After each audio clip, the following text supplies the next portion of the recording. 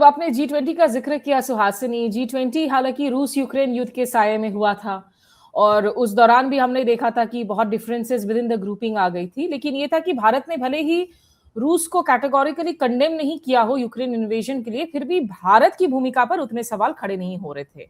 दूसरा, इजराइल फिलिस्तीन को लेकर भी जो है भारत चाह रहा है कि जो भाषा हो उसको थोड़ा सा डाइल्यूट किया जा सके।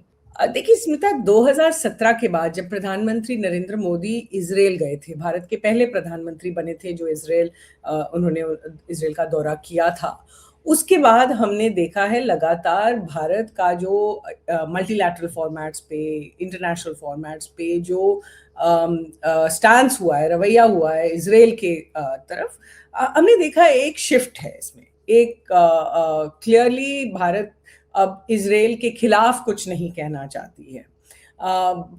भारत इजराइल को अपना एक पार्टनर मानती है, और स्पेशली मैं कहूंगी कि इस सरकार में प्रधानमंत्री नरेंद्र मोदी ने जितने बयान दिए हैं और जो उन्होंने कनेसेट में बोला इजराइल में फरवरी, वो उन्होंने स्पष्ट कर दिया कि वो मानते हैं कि इजराइल और भारत कदम से कदम मिला के, कंधे से कंधे मिला के काम करेंगे।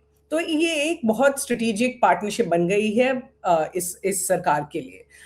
अब तक हमने जो देखा था कि भारत के यूएन में जो वोट्स थे, फॉर एग्जांपल, जहां पहले भारत पैलेस्टीन के समर्थन में वोट देता था, कुछ ऐसे वोट्स अब निकल गए हैं जहां पर भारत ने अब्सटेन किया था। जैसे गाजा पे सीज फायर के लिए भारत ने लगातार अब्सटेन किया यूएन के वोट से।